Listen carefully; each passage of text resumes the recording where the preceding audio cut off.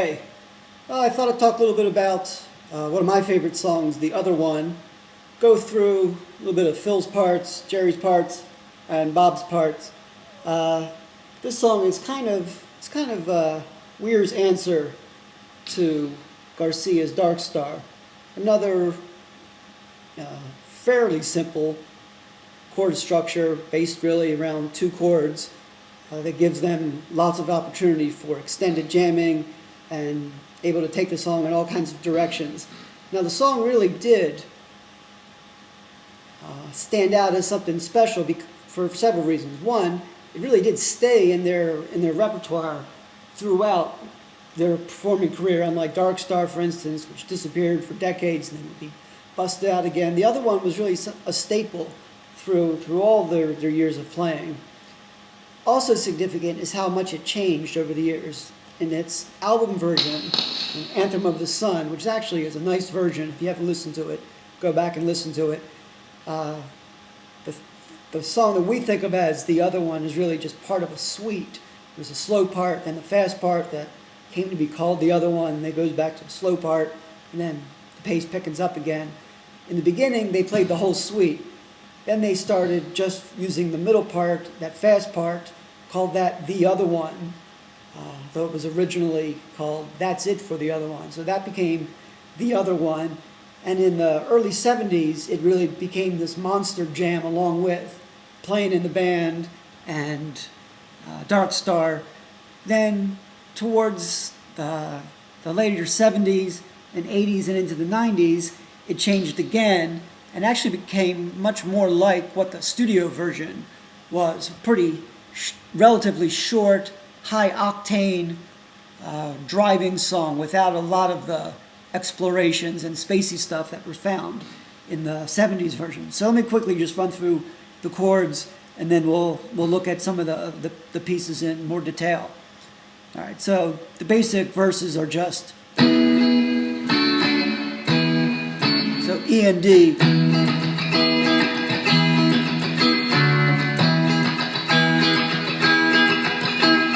When we get to Bobby's part, I'll talk about ways in which that gets shaken up and the variety he adds to it. Now, I've seen people play the chorus differently. Here's how I play it, and here's what I hear. So, and I'll refrain from singing, but so you've got the main verses, and the jams are built again off that. And then coming. So E, D, C, A, G, then E, C, D, A, G, D.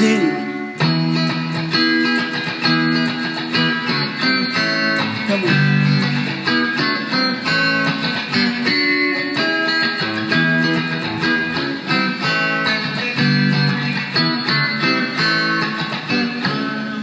And one of the reasons why I think that sounds right is the way it ends back up on the D, which puts us back in position to continue with the E to D sequence. All right, so there's just a little bit to get us started. Now I'll turn to say something about Phil's part, and then Jerry's, and then Bob's part.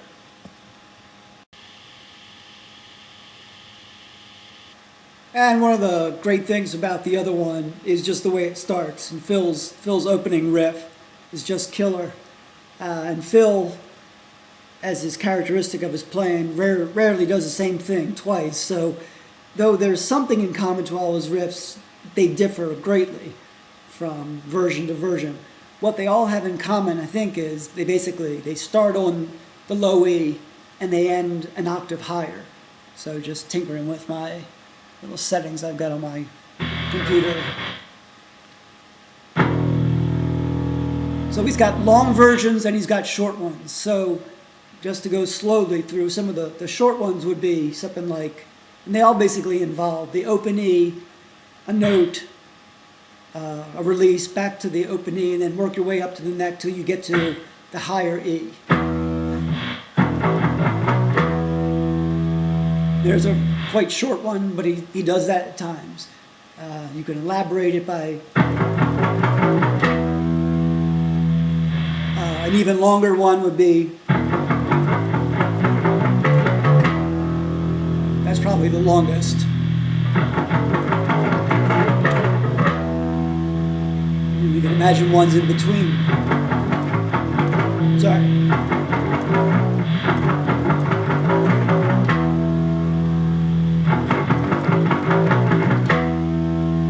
And that's a pretty common one, I think.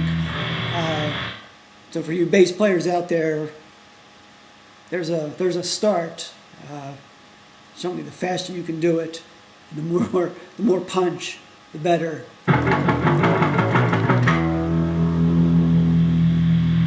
What a nice way to kick off the song.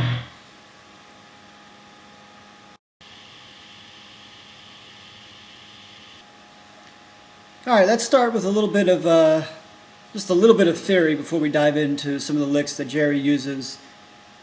This song is primarily built around, when it comes to the soloing, primarily built around the E Dorian mode. Let me explain that.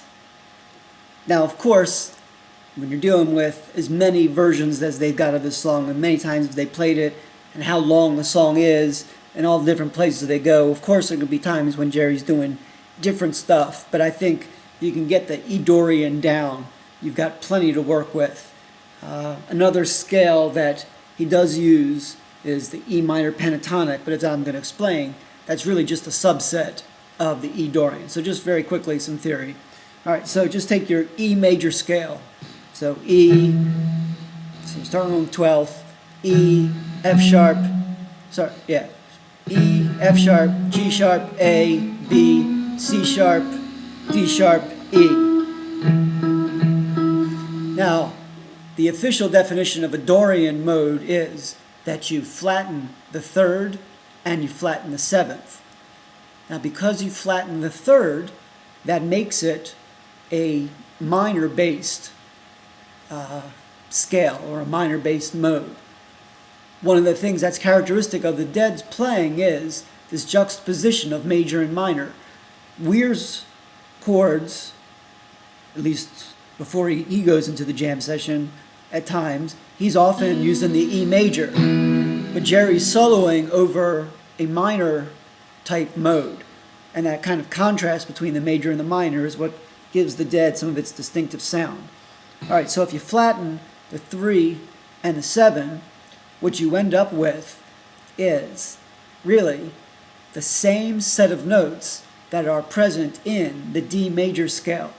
So the way to finger it would be just, let's see, E, F sharp, G, A, B, C sharp, D, E. Now those really are just the same notes as the notes in the D major, in the way in which I try to explain in one of my other videos is. You list all the different modes: Ionian, Dorian, Phrygian, Lydian, Mixolydian, Aeolian, Locrian. Dorian is the second one. So you ask yourself, if it's E Dorian, what major scale would have E in the second position? Because it's E Dorian, so Dorian is the second. What major scale would have E in the second position? The answer is the D major scale. So the notes that you're playing when you're playing the E Dorian are the same notes as you would find in the D major scale.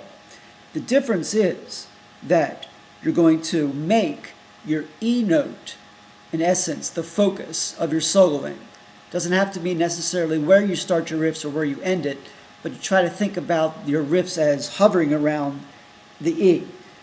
Now, in this song, because there's such a strong emphasis on the D as well,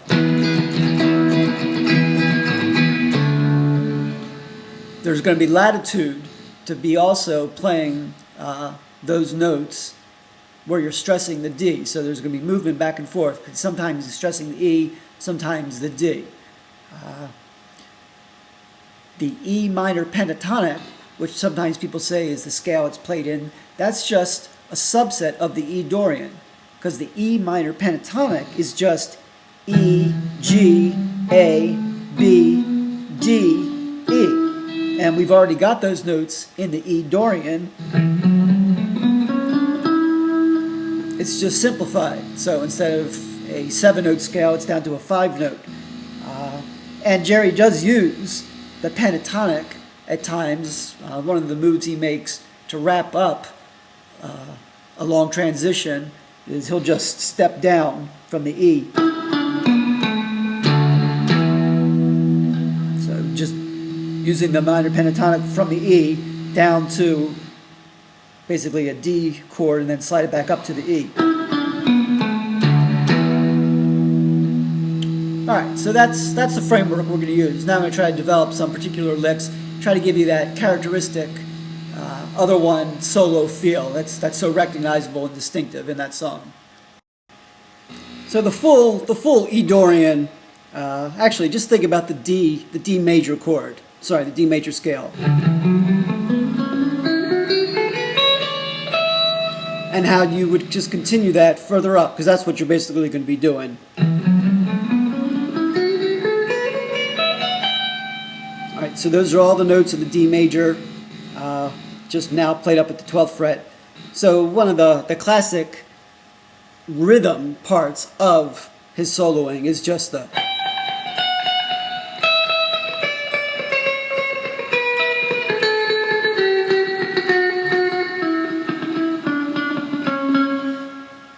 And you can do that as much as you want.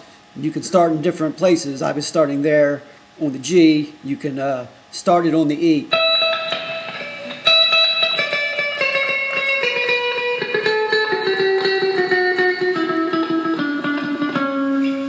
And that's a pretty familiar part of it. You obviously want to change the rhythm and not do just that all the time, but that's one of the classic elements of that solo.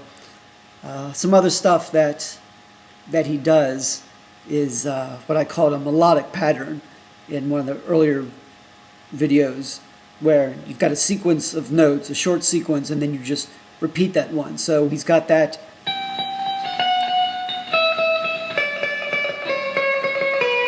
Which is it's a descending, and then he's got a move that he likes to move to get back up, an ascending. So there's a...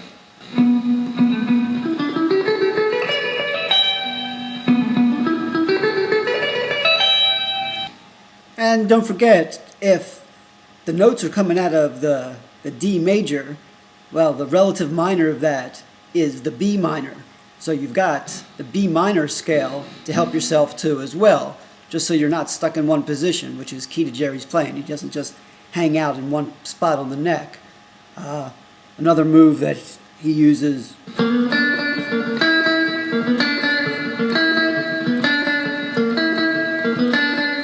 Now there, we're moving really from, we got the A here and the B, here's our D and our E.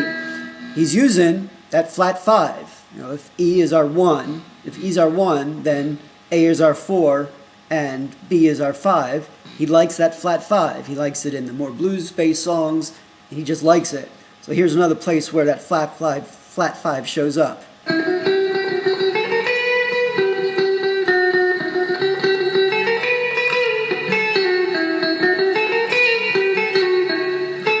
So there's your A, there's your B, and there's the A sharp, B flat, so the flat 5 again.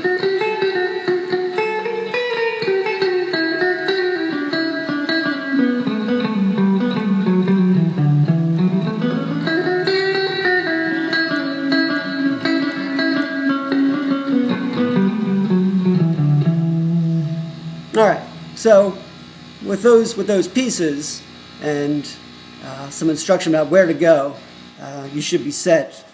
Gives you the framework to work with. So go listen to the countless versions out there and see what other licks you can discover. Now I'm going to turn to looking at Weir's parts.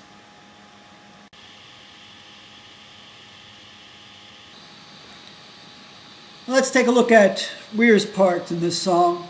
In some ways it's the easiest.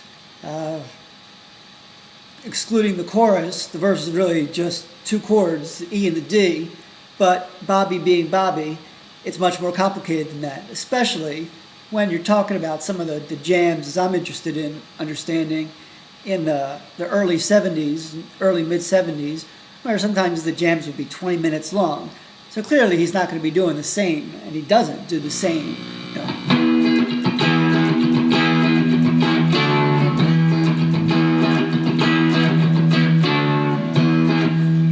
gotta find something else, lots of other things to be doing to make that interesting over the course of a long jam. Now, as I listen to lots and lots of different versions, it seems that primarily what he's doing is he's sticking with the E chord. He's just going through countless variations. So what I wanted to do is just go through some of the ones that I've heard listening to different versions. Now, he does mess around with the D a little bit, and I'll show you that. And in fact, one of the ways he's got of fingering the D will help make the transition.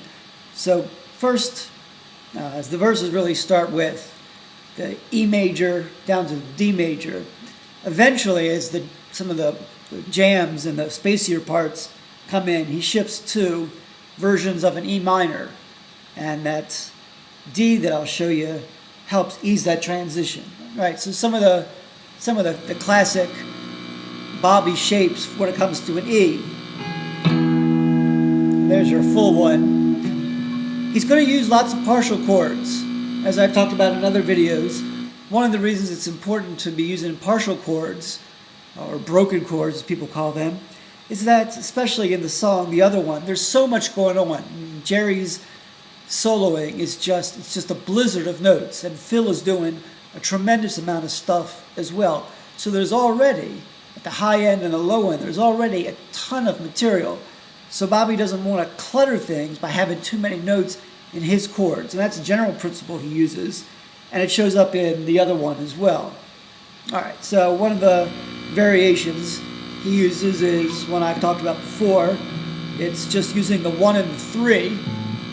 So it's an E, just using the 1 and the 3. So the low E, then here, then our G sharp, and then the octave here.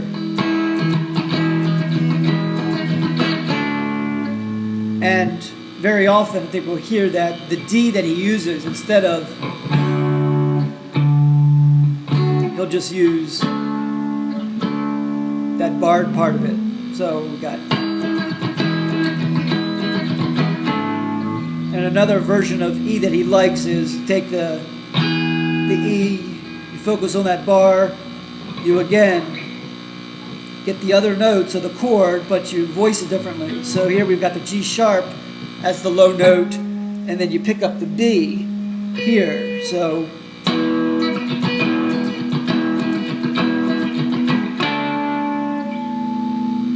now he also uses single note lines, and this is one that he uses and Jerry uses as well. It's just using the D note and the E note.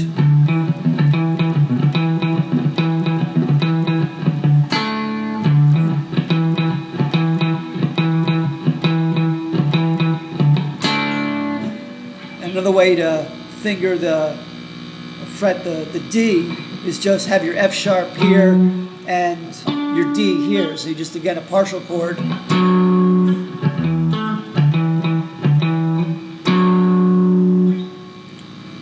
Alright, now, some of the video I actually saw once of Bobby playing the E, instead of the full E, he just plays the 1 and the 5. So whereas before I was using the 1 and the 3, now it's the 1 and the 5, or a power chord. And here's how he does the D though. Interesting. I never would have thought of doing a D like this. Alright, so you fret third string, second string here. So you're doing partial of that bar. Just ignore the high E. So you got these two notes. We got D, and then this is F sharp. Let the 4th string ring. There's your open D, and then get your F sharp here. So.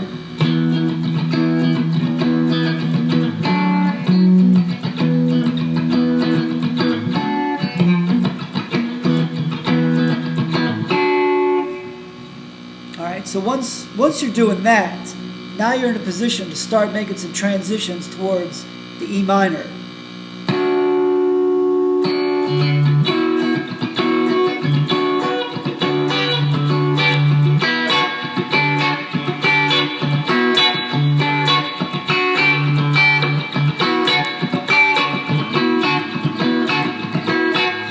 So what I'm really doing there is doing an E sus2. Makes it the sus2 is that we got the F sharp ringing again.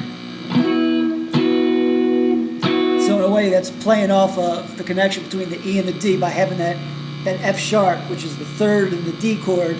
Now we're bringing it in with the sus2.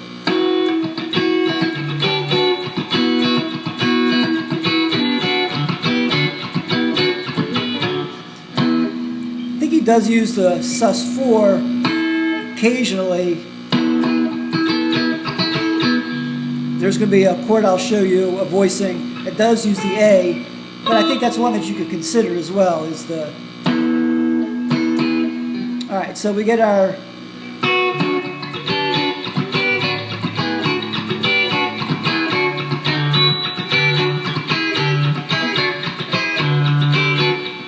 Then move it just to the plain old E minor and start playing around there with the E minor. E minor 7th is one that you'll hear.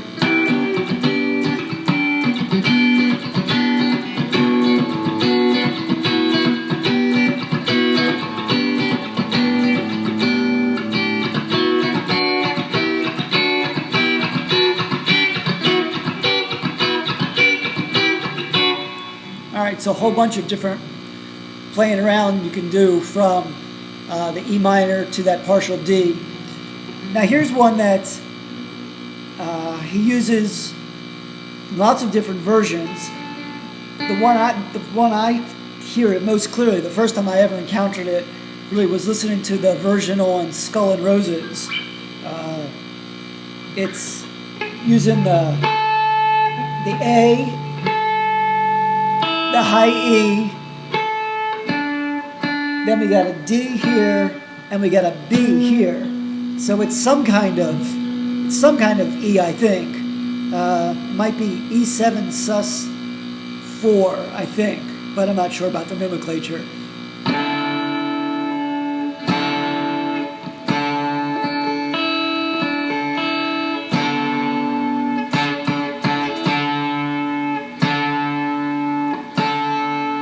Alright, so maybe break out that version, see if you could hear that, because he definitely uses it.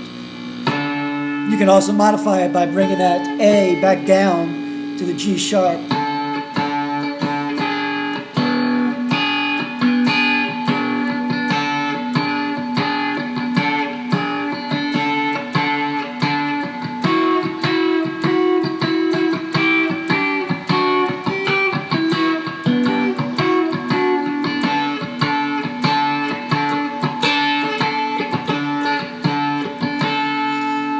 And a final thing to keep in mind is, of course,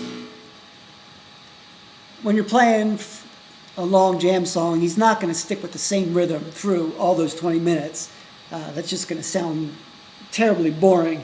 Even if you're shaking up the chord voicings and using different chords, you're not going to stick with the same rhythm. So to try to get the Bobby feel, just try to just play around, be confident in trying some strumming patterns and some timings for your strumming that you wouldn't ordinarily think of. Even spend some time just pausing and waiting, and throw in the chord when you're ready. Pick your moments to throw something in. You look at some of the videos that you can find on YouTube of him playing, especially towards the 80s. There are times where he's actually not even playing at all. He's just waiting. He's waiting to make his move. So you can do that, especially in a song like this, again, where you've got a lead player and the bass player who are doing tons of stuff as well. So shake up the rhythm, wait for your time to strike, and shake up your chord variation, and I think you can start to get some good ideas for how to play this great song.